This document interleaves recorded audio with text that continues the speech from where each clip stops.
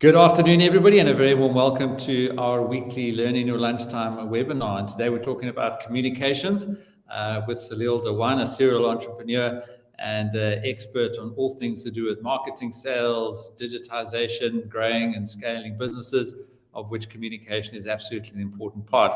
And as a student success community, equally communication vitally important all the way through your studies on into the workplace. And so what we're going to aim to do is really just talk through some important techniques and principles that I've learned in my career, that Salil's learned in the success that he's had through his various business ventures. And as a reminder, this is the Student Success Coach. We come to you live most Friday afternoons at about midday. We also have the Facebook group. I'll put the link for that in the chat. And that's really where you can get a lot more benefit and support and updates and announcements on everything that is happening. So watch the chat, pop any questions that you have about communication specifically into the chat as well. Myself and Salil will pick those up as we go. So Salil, over to you if you want to just introduce yourself, and let's just get going with this topic of communication and make sure that we give the audience lots of value today. Yeah, thanks for having me, Peter. It's one of my favorite shows that you launch every Friday, and it's the amount of value that we are giving to students, from laptops to these courses that we constantly create. It's amazing that, we are helping, and the reviews and ratings we get on these courses, especially the leadership course that the student community has really, taken part of. And, I get to see great reviews and feedback and students messaging us all the time on that course. So it's great. And I think communication is where we take it to another level.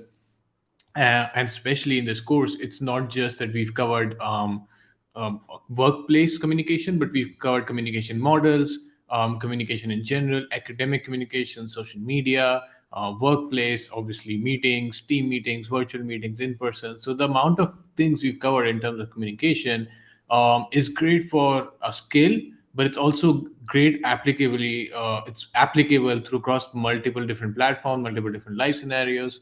And that's going to be the best part about this course, that, we cover everything about communication, not just something specific, or not just, communication on Zoom meetings. It's more about communication in life, communication models, and how we can use communication effectively in every aspect of life. Especially because while we're creating this course, we have covered, personal life also. So in relationships, or how to be heard, or, how to be patient, which is very important for married life, or, how to be in a workplace, how to do in academic scenarios. So all of this is going to help in life in every aspect. And I think that's the great part about this course that we're creating. Absolutely, Salil. So just to be clear with everybody, we are not launching the course yet today. It'll be available very soon. But really, we want to start, sharing some of the value from the work that we've done in creating that course.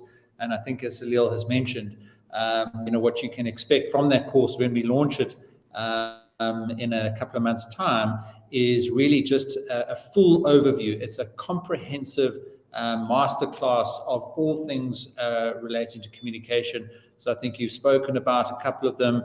Salil, as you mentioned, the different environments within which you'd communicate, the different models that we use to understand communication, whether it's mass communication or social media communication. Over the years, and as society has developed, and as humanity has grown, and as languages and cultures have become more important in the workplace and in society, so our understanding of communication has also had to develop and evolve. And let's not forget that as we went through a global pandemic, we've all had to digitize a lot of our communication. Webinars like today goes through a form of digital communication before it gets from the sender of the communication to the receiver of communication. And I think, Salil, maybe just to kick things off, we've got a nice sort of sequence, if you like, that we work through in the course to make sure that we cover everything. There's this talk of the 7 C's. There's clarity, there's being concise, concrete, correct, coherent, complete, and courteous. Those are the 7 C's. If you do any initial research on communication, and we dive into each of those But Salil, let me just ask you, I mean, of those 7 C's, which one sort of jumps out to you, or which one do you think we get wrong in our daily lives, and which one do you think you'd like to just share some value with the audience that they can take away from today? Yeah, I think that's what earlier I used to be a little cautious about this, like these 7 C's or 7 P's of marketing.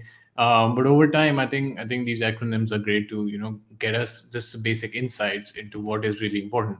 So for communication, I think clarity is very important, that we miss out these days in terms of how we're communicating the message that we're trying to get across.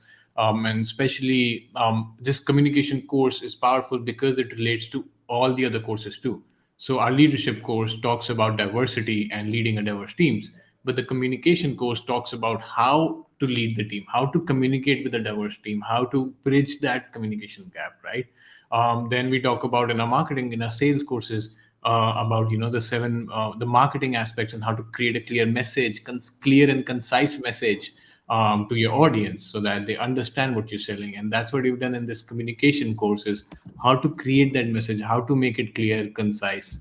So all of this is very interrelated, and that's because that's what we try to do, right? We try to bring the synergies and the skills together, and how those skills really interplay. That's where the power of it lies. So if I'm doing a business, if I'm talking to anyone, it's not just that my one skill is powerful or one skill is being used.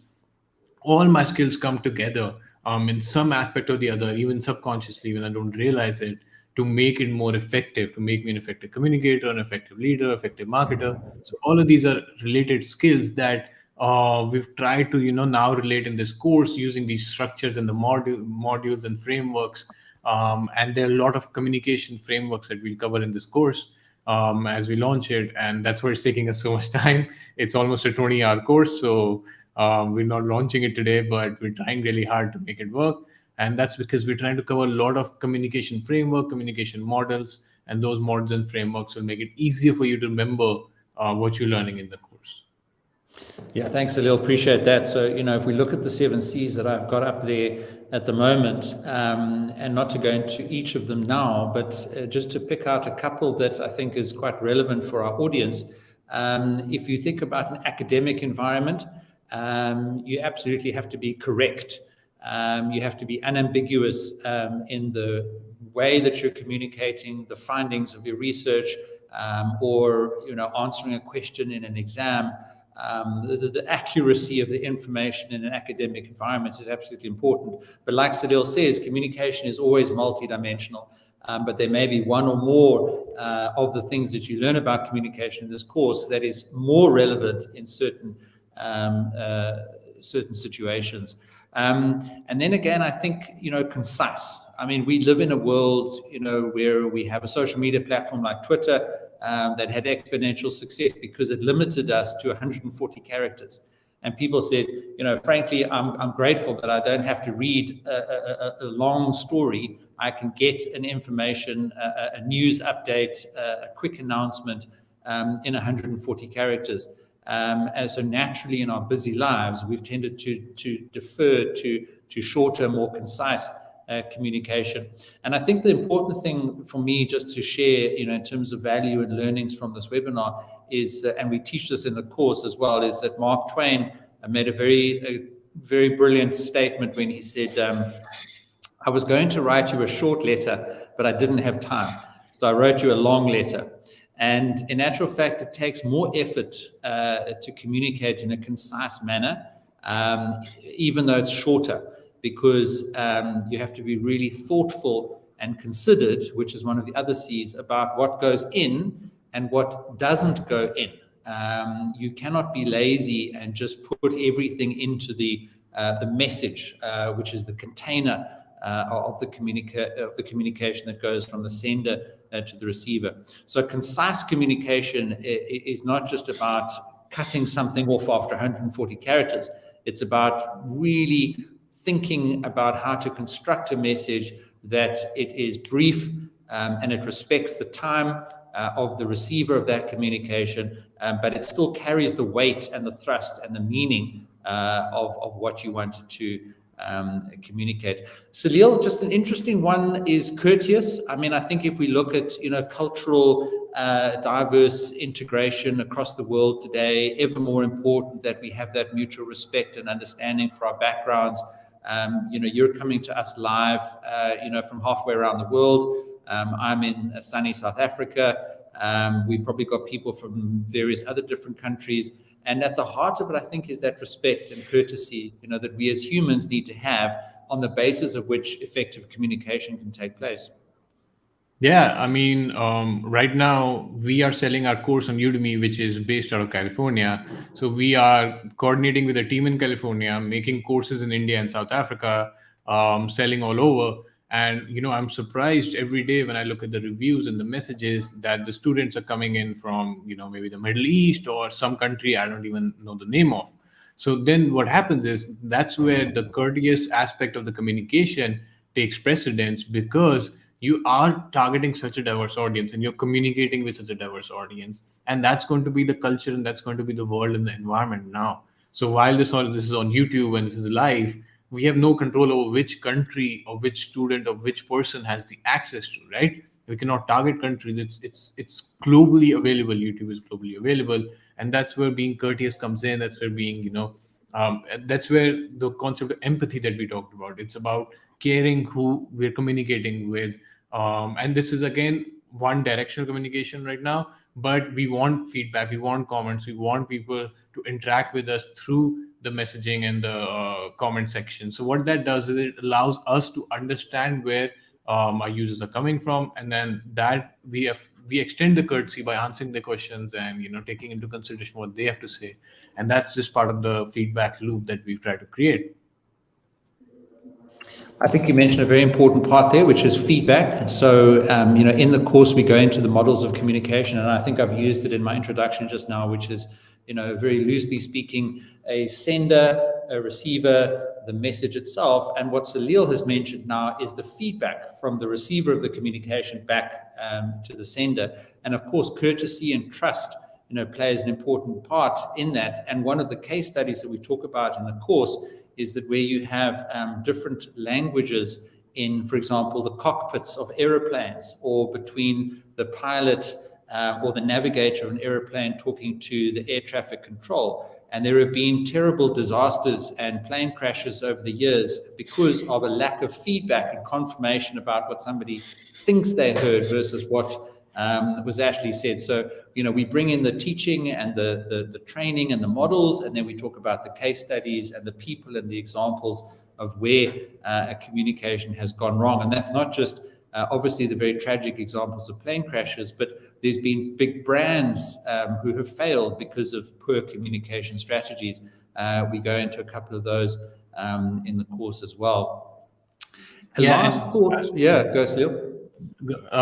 So if you look at the digital marketing course that we launched as well, in the digital marketing course, we get users all the time who are into either copywriting, they're creating ads, they're writing, they're writing content marketing, they're writing email marketing, and everything in digital marketing revolves around communication. It's how you use the characters in an ad. So in a headline on Google Ads, you get 160 characters. Now in that 160 characters, you have to be clear, you have to be concise, you have to get your message across, you have to attract the clicks. So in every aspect of digital marketing, communication is so deeply inbuilt that we get a lot of questions in our courses regarding how to communicate, how to create that message, and how to attract the audience. And the challenge these days is, for example, click-through rate. How do I get people to click my email or open my link, right? And that can only happen if you capture the attention, if you get the right message across, if you're able to communicate in that fraction of second, which the user attention for your link or for your text is maybe less than a second.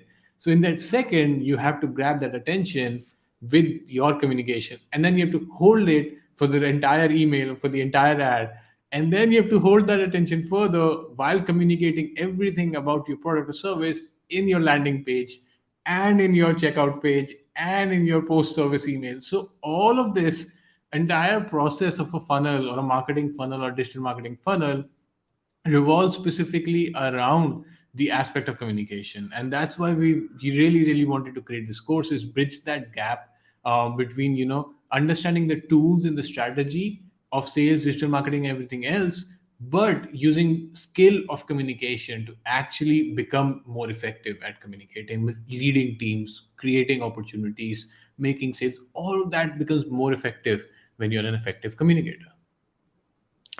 Brilliant thoughts there, Salil. And just to add to that, and we'll sort of move on to the next section now, but an important C is coherence. And we've spoken about the sender, the receiver, the message, and then the feedback. And once that loop keeps going, you have a conversation, you have interaction. And effective communication is about maintaining a coherent or logical flow of that message through a conversation. And I think, Salil, that leads us then into sort of the next part of the course, where we go into the different environments and circumstances within which you need to be a good communicator. Now, you've spoken now about digital marketing, which is, where you're an expert. We include things like what is a call to action, so that you can be effective in digital marketing and using social media channels and mass communication to be more successful, whether it's in a personal or a business capacity. One area that I've spent a lot of time on in communicating, over my career, is in public speaking and standing up and talking to a group of people. And it could be 1,000 people, it could be a smaller, more intimate group of 20.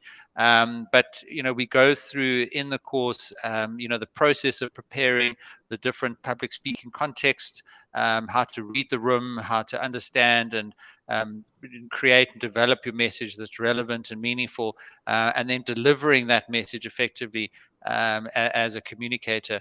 So, Salil, I mean, yes, we talk digitally to thousands of people, but sometimes that depersonalizes it. And, for me, when I've been able to stand up in front of an auditorium of 100 people or a town hall of 1,000 people, it's a very different environment within which one is communicating. You have a lot more tools at your disposal. You have the non-verbal communication skills, and we talk extensively about that in the course, that different communication channels will rely on different communication medium. But when you're standing up on a stage, there's a lot more of the communication tools that you can draw on.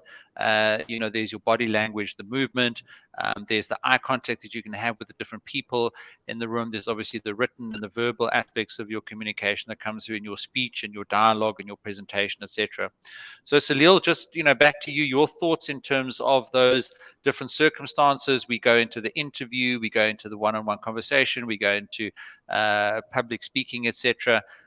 Just which of those, sort of stands out for you, and that you'd like to maybe give a couple of thoughts to our audience on today? Yeah, so one of the great things we talk about a lot in the course is non-verbal cues.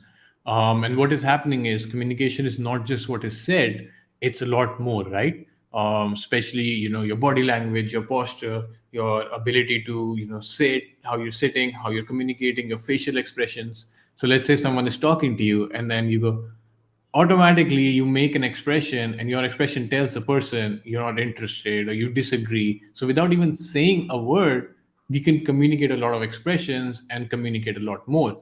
So in this course, we go over a lot about nonverbal cues. That's because nonverbal cues are equally as important as verbal cues, because any person's eyes is always looking at the other person's face and body.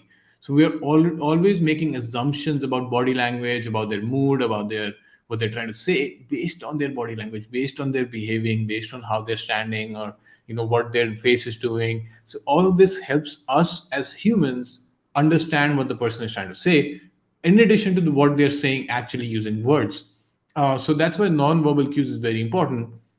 And I've personally seen that a lot in the interviews, that if a person comes in and he's sitting like this, I know that the person is scared, the candidate is scared, or he's nervous. But if he's here and he's answering questions and he's even different from here to here, is a huge difference from a recruiter's perspective on the confidence level, on the level of ability the candidate has. So the small examples, and we cover these extensively in the course, is how you can use non-verbal cues to communicate confidence, to communicate your abilities, to communicate your efficiency. All of that happens.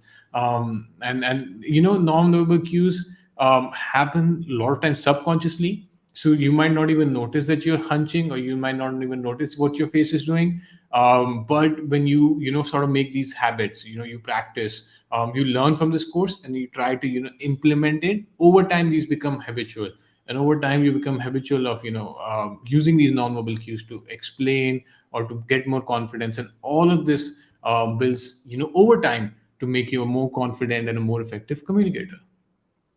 Wonderful, Salil. And I think, you're demonstrating a very good example there of, possibly a virtual interview environment, which has obviously become very critical. And we've got Angela Mortimer actually on our webinar today, who runs a huge firm in the UK, and who is an expert on interviewing and recruiting.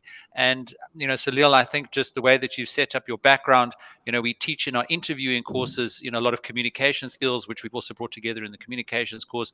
So for example, your eye line needs to be about a third of the way from the top of your video, nicely centered with a good layout in the background. I've obviously got a virtual background. You've got a physical background there, just presenting a good professional look and feel. And then, as both you and I do, there's hand gestures, there's a level of engagement that you can achieve through the virtual interaction as a form of communication.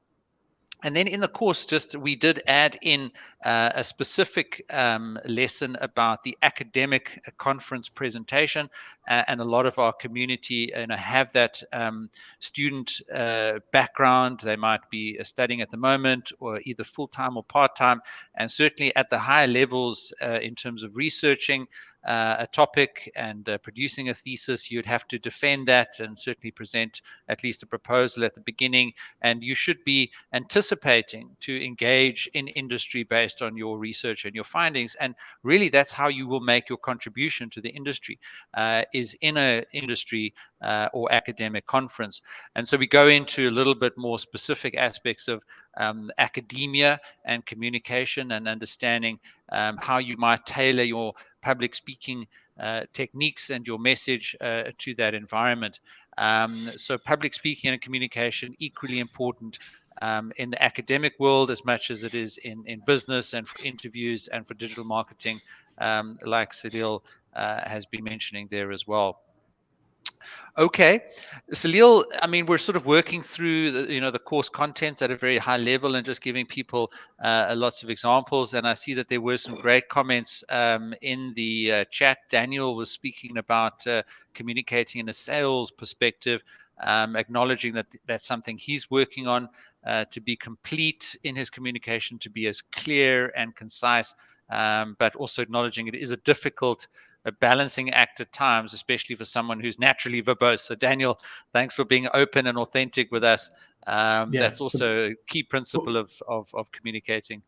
Yeah, so for that, what Daniel is saying, we talk about this in our sales course as well, in our customer service course as well. It's about how to communicate value as clearly as and concisely as possible, and that comes from the need aspect. So when you identify what the customer really needs, and then you just tell them that this is what you need, and this is what exactly a product offers, that's when you become clear and concise. So for example, there's a course of Peter about fulfilling your PhD thesis or writing a PhD thesis. Now, if a student is looking and searches PhD thesis, and his message in just the first 10, 20, 30 characters must be write your PhD thesis from scratch to submission. So in effect, because the customer or the student had a need, and based on that need, we're providing the exact value that the student wants, it's a match, right? So in order to be clear and concise, just think what my customer needs, what are my customers wants, what are my customers problems or issues that I can solve. And as soon as you understand those things and you write them down, make your messaging very specific to solving those needs. So hey, my product does this because this is the problem that you have, right? So that in fact makes it clear and concise, and you don't have to ramble on and on. So one of the best examples I like is iPhone ads. Now, if I'm promoting an Apple iPhone or any phone, smartphone, for example, there are 1,000 features. But in every ad, you'll just see one features. You must have noticed that. It'll just say 68 megapixel camera, or it'll just say, something else about battery life. Why do they just mention one feature? That's because when they do targeted marketing, they understand what audience they're tailoring it to and mention that one feature or one aspect that they think would be relevant to audience. So, for a price conscious audience, I'll just mention the price of the phone. For photography or professionals, I'll just mention the GB RAM or the camera or the performance, right? So, understanding what the audience needs and then bringing that back together to your message will make your message very clear and very concise. Brilliant. Thank you, Salil. A couple more questions coming through. One question here was from Radzani, asks, how can an individual enhance their communication skill in public and avoid expressing a body language of fear, which usually occurs to introverts, especially in large gatherings? So, Radzani, we teach this in the course and we give a couple of examples. And I can tell you from the research that I've done, even on famous speakers and politicians, everybody gets nervous. Everybody has an element of fear. The skill and the technique that you need to master is what you do with that nervous energy. And you need to be authentic to your personality and allow the personality to come through and harness that energy in a positive way for whatever it is that you're trying to communicate at the time. But ultimately, I think it is just practice. If you can, take every opportunity to get up and talk to people in public, if that's something that you want to become better at, then you do need to spend more time doing it. And the trick really is, in spite of the nerves that you feel, to think about it proactively as a learning opportunity, not just as something that you need to get through and then, you finished afterwards. Think about it before you're going into it as a practice for the next time. And the next one is a practice for the next time. So Winston Churchill, Bill Clinton, many famous leaders often talk about in their biographies, even Tony Blair would talk about how they dreaded prime minister's questions in the Houses of Parliament. Even though they had the questions beforehand and they were fairly well scripted by their advisors, they still had to stand up, and there was a real-time feed through mass communication and then one-to-many real-time in-person communication inside those Houses of Parliament. And although they made it look polished and effective, internally they were nervous, their heart was beating.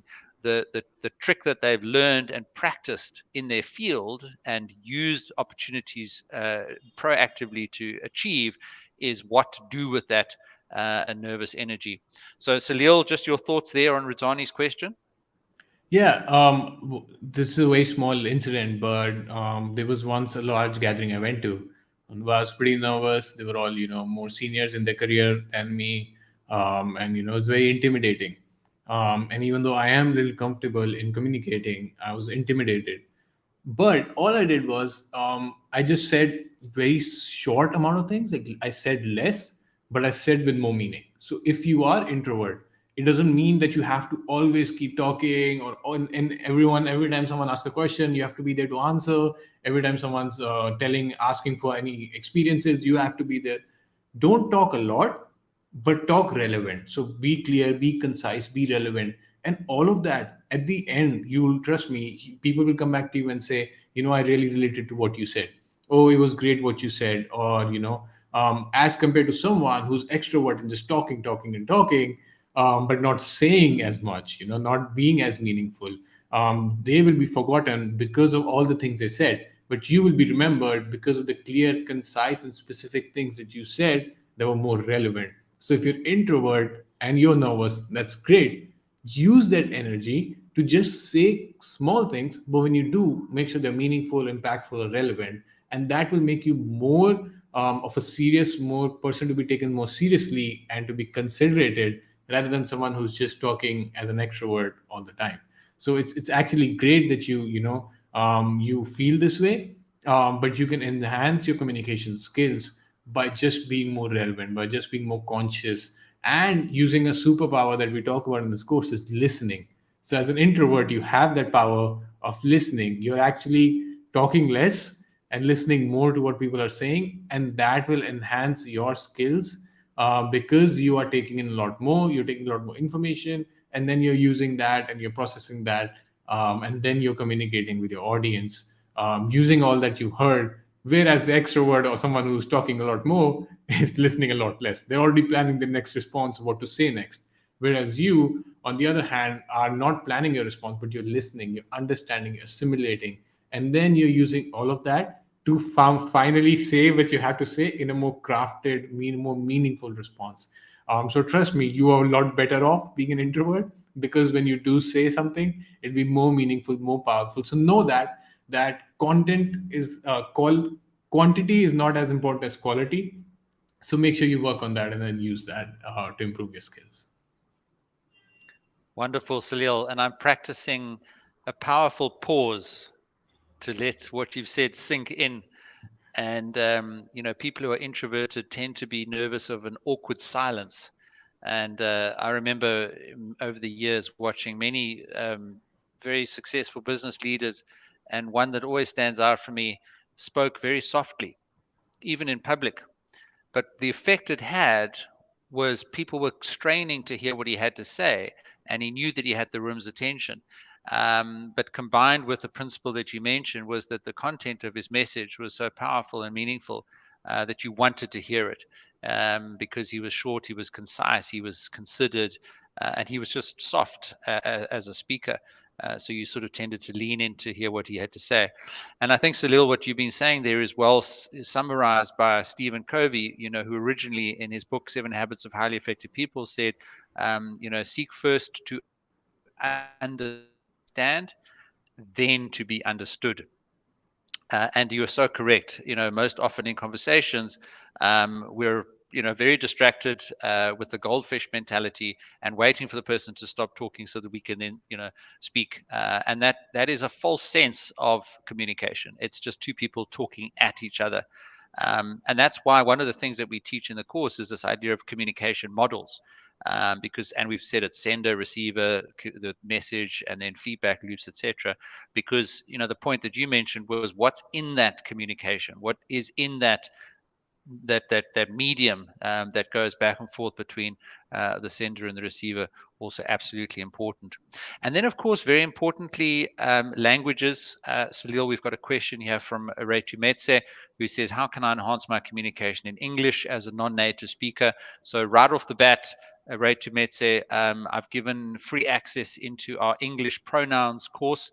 And I'll share a couple of our other English courses that we've got available, which you can go in there and learn, English grammar and just build your confidence through lots of practice exercises.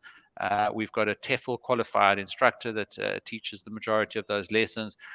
So that's something that I can give you today to help you with your English, for you to build in your confidence.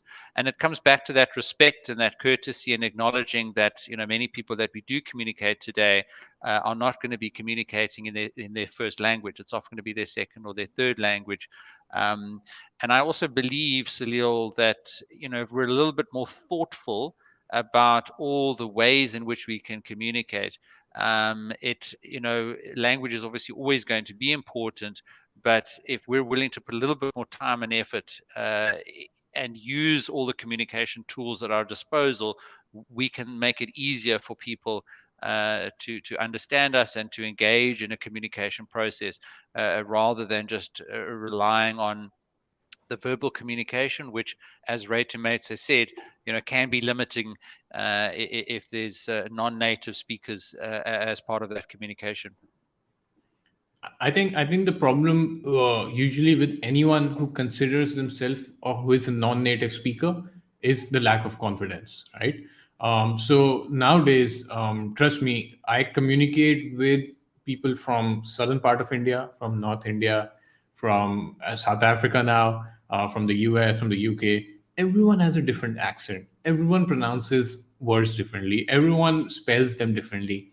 But the idea is what you're saying. Be confident in your ability, that what you're saying and in your message, and take your time. It doesn't matter if you are being incorrect. but what you're saying should be relevant. So it's okay as a non-native speaker that you not feeling as confident, but the more you practice, the more you try, the more you put yourself out there. That's the only secret, right? So practice, practice, and practice. Take the courses, obviously, and then start using those courses into practice, and then over time you will improve. There's no other way. So no matter what skill that I or anyways want to improve, I know there's the only way of improving a skill is practice, right? So just practice yourself, and then you'll definitely get better over time. Great, Salil. Thank you very much. Lestrina asks, what are better ways to enhance my communication as a public speaker? So we have a number of lessons on that in the course, and I'm going to talk through now some of the principles that we teach in the course, and you can then take the course when it's available to get a little bit more detail on each of them. But we teach 9 tips. Really, and the first I have mentioned, which is that nervousness and harnessing that energy. The second one is to know your audience, and I think Salil mentioned that, when he spoke about understanding and being aware of the person receiving the communication.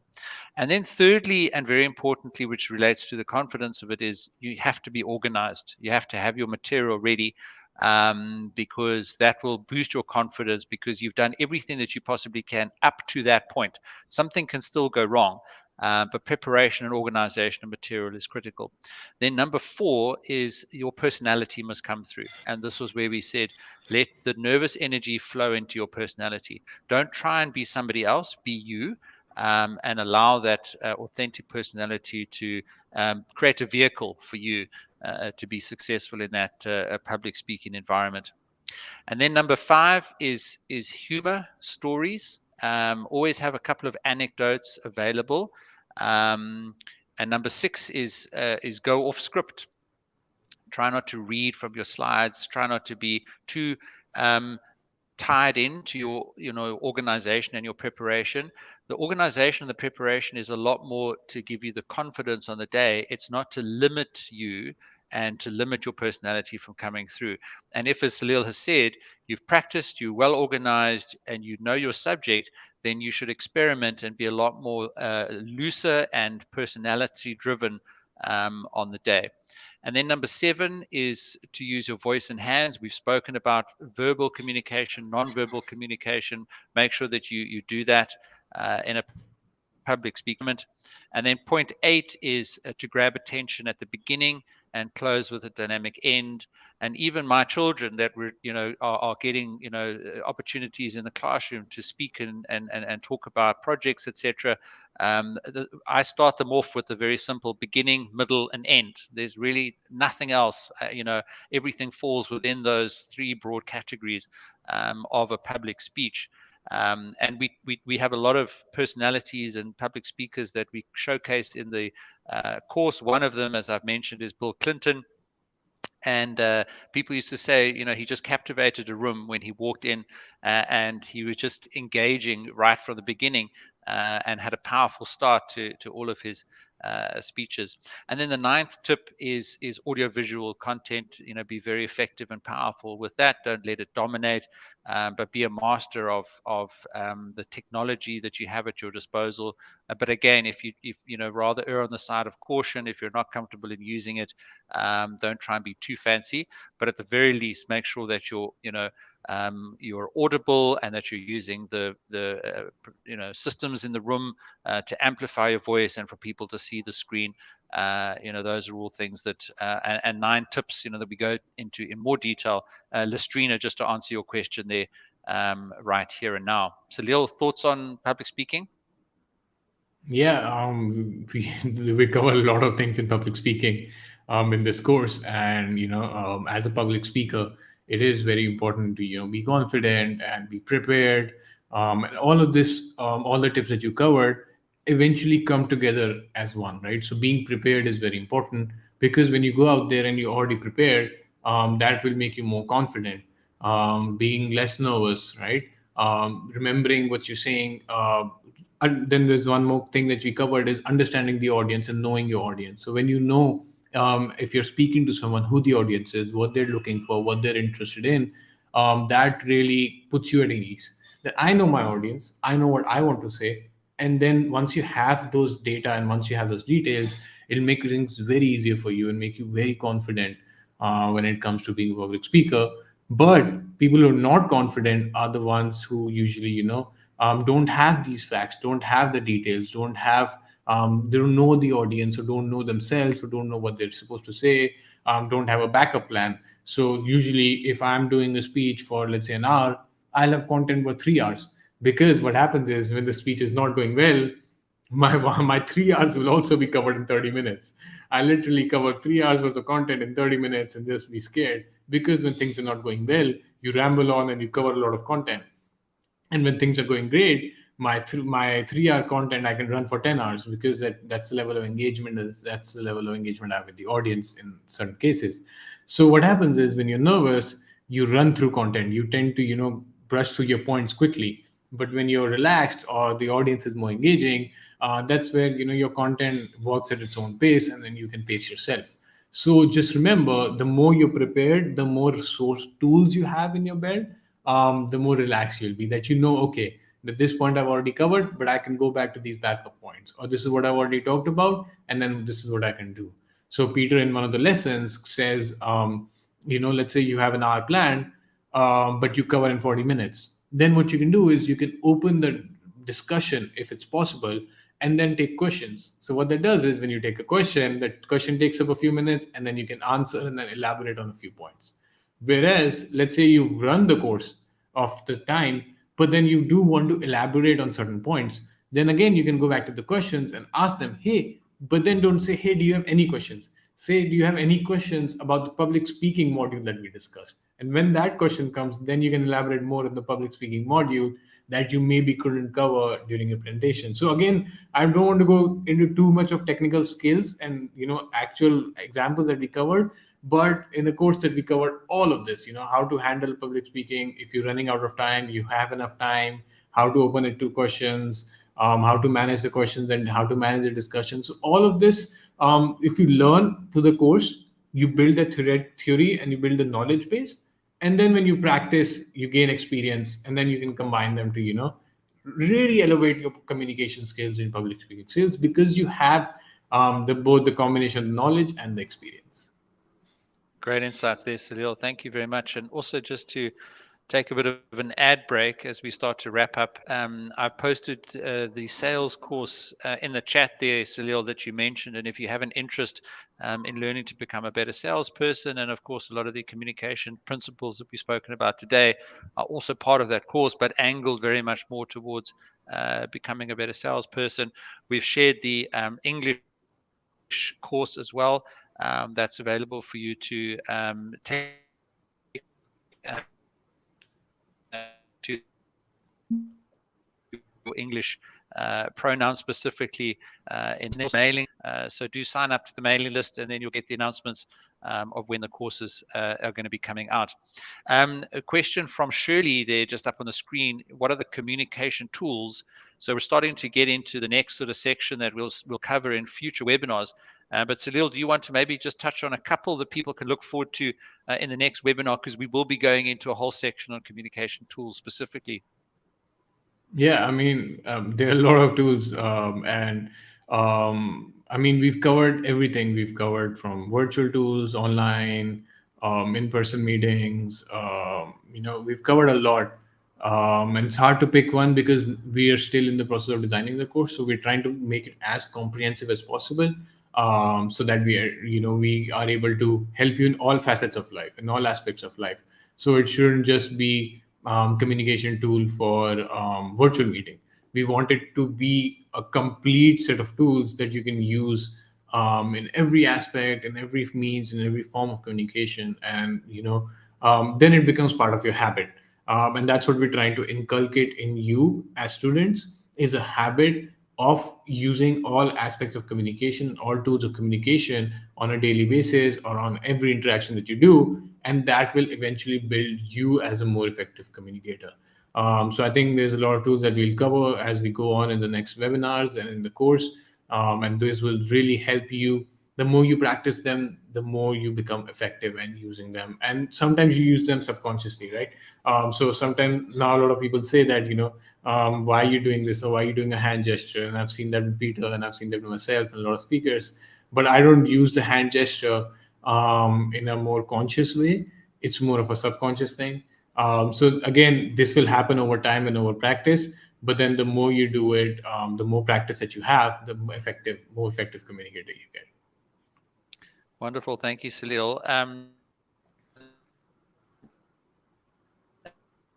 as you correctly mentioned, we go through other virtuals like Zoom and Teams, which we give some tips and tricks if you need to attend meetings or run meetings on those virtual platforms. One of my favorite tools is actually mindful communication and bringing mindfulness practices into communication. So, we tend to see communication as a bit more of a transactional activity that we need to get through. But there's a huge amount of mindfulness that you can start to bring into how you communicate and how we, bring back, I think, post-COVID, the discipline of that one-on-one engagement, which hopefully can be face-to-face as much as possible, but if not, then virtually, while also being present in the situation, non-judgmental about your own emotions, focused and centered and engaged. And there are some obvious basics there around body language and not scrolling on your phone or looking over the person's shoulder, making eye contact, acknowledging the verbal cues, seeking first to understand before trying to be understood, etc. But we do go a little bit more specifically into mindfulness communications in the course. Matimba touches on gestures and contributions to the interview, as well as the background of virtual. What elements do they consider before they take final decision in terms of communication? So great point there, Matimba. Salil, you want to take that question? Yeah, sure. So you mentioned about gestures contribution. That's more about your body language and your posture and your communication aspect of it. And again, Peter covered a lot of things. So, for example, eye contact. If you are in a virtual meeting, the interviewer will always be a little skeptical because they can only see a certain frame. They don't know what's happening around you. They don't know what's in your environment. So you have to make sure that there's an eye contact, that you are looking at them, and then, for example, background, just make sure it's clean. There's no distractions. You're not sitting at the edge of the room where people can walk around. You're sitting more back towards something that's very plain or simple. You're contrasting. So we cover. I mean, we've spent around 2 hours on just virtual backgrounds and virtual conferences and interviews in the course, and there's a lot more there when you start learning. But the idea is to just basically make it clean, make it simple, make sure that the attention is on you. You are centered. There's no other distractions. There's enough lighting. There's a clean background. The audio is clear, so make sure you do the testing. So we always talk about, before any virtual meeting, any virtual call, you do the test audio, test video feature on Zoom, on meetings, on Teams. And all of that will make it, that once you join, how many times it must have happened to you that you join and you say, oh, I can't hear you. Oh, let me figure this out. Let me figure this out. It takes another 5-10 minutes after joining the meeting to just figure out the audio situation. And that is because you're not prepared. And that throws you off. You're literally, trying to figure things out. And by the time you figure it out, figure the audio, you're a little out of place, or, you're a little distracted, disoriented. So all of this we cover about preparation before the call, before virtual meeting, before virtual interviews, and that will make you more confident and able to actually have a better interview. That's great, Salil. Thank you. And another point to make, Matimba, is that things do go wrong. And despite all the preparation and the good background and the audiovisual testing that Salil has advised you to do and that we teach in the course, employers are also looking to see how you handle difficult situations. So if something does go wrong, how you recover from that, how you respond to that, how you deal with it. We've spoken a few times about the famous BBC presenter who was live on television and his kids came in the back there. And at the end of the day, we're all humans. We all have the courtesy and the mutual respect that we spoke about at the beginning. So don't see adverse circumstances as something negative in an interview situation. See it as an opportunity to demonstrate your resilience and how you handle problems in real time with very little preparation. And I think Tracy Ashington has spoken a couple of times about a student that she was coaching, and did a fantastic mock interview, and everything went absolutely perfectly. And then on the day, the virtual interview just didn't work so well. And but she recovered. She made another plan, and she eventually got the job. And she found out later that yes, she could have had a fantastic background, she could have had great audio, but the employer actually said, we like the way that you dealt with that. You kept your calm, you resolved the situation. We managed to recover the interview, keep it going. You weren't too flustered. And in actual fact, our business environment where we work, things go wrong all the time. Business is about solving problems. It's about dealing with things, but keeping going and having that growth mindset. Like we said with the public speaking, every public speech is an opportunity to learn. Every interview, and even if it goes wrong, is an opportunity to demonstrate to a potential employer how you deal with those circumstances.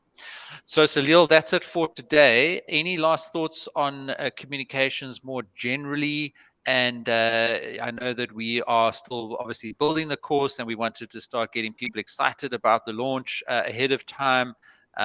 Both you and I have been working flat out. Our goal really is to provide the sort of biggest and most comprehensive and most sort of far-reaching multi-dimensional course on communications, which I think I would like for people to see as a bit of a Netflix series. It's all available for you. You can jump in and out of any of the lessons, any of the sections that appeal to you. It's always available for you to go back in as a refresher. And even once we've launched it, we'll keep updating it and adding lessons and updates and case studies and articles and information to it, because I've just realized through these webinars and in this community just how important communication is. So, Salil, last thoughts from you as we wrap up today. Yeah, it's just a funny incident. While we're building out this course, I was looking for some videos and some clips about two people having a communication or conversing. And the funny thing is, I came across a lot more clips of people talking and scrolling through their phone or looking at their phone or doing all of that. And that's what we talked about in terms of mindful communication. That when you're talking to someone, give them the respect. If it's just to like, don't have a 10-minute conversation, make a 2-minute conversation, but in that 2 minutes be more mindful, be more respectful, don't look at your phone. But a lot of videos that we came across was just people looking at phones, so we use those videos as bad examples of what not to do. And trust me, if someone does that to you, if you're having a conversation and someone's always looking at their phone or distracted, you feel that they're not listening to you. But if you give them 2 minutes of your complete attention, meaningful time, just nod your head, respect what they're saying, acknowledge what they're saying, listen to them. Cut the communication short if you have to. That's fine. You don't have to talk for hours, but give them the due time and respect whatever time that you're having that communication, and that will be more powerful. So that's more of mindful communication that we teach in this course. That I saw was what people are lacking these days with more technology, with more social media, with more distractions in our world and the environment around us. So if you can do that more, you can be more mindful, more respectful to anyone you have a communication with, anyone you talk to. It'll be people will be happier to talk to, and lead to better communication for you. Brilliant. Thank you, Salil. And just to talk about some of the topics coming up in future webinars, which we'll let you know through the mailing list. So there's a link in the chat to sign up to the mailing list so that you can get those updates. As we mentioned, Zoom and Teams and mindful communication, and then the different models of communication, one of which is, for example, the Aristotle model of communication, which is the power of convincing oratory. So Aristotle, one of the Greek philosophers, really was one of the first famous public speakers. We've spoken about public speaking a lot in this webinar today, so we'll go into that a little bit more detail. We'll talk about things like the interactive communication model. We'll talk about things like noise. So how do you handle noise as a concept in communication, not just in the audio sense of the word, but anything that obstructs the coherent, logical, concise, complete, and correct flow and sending and receiving of communication.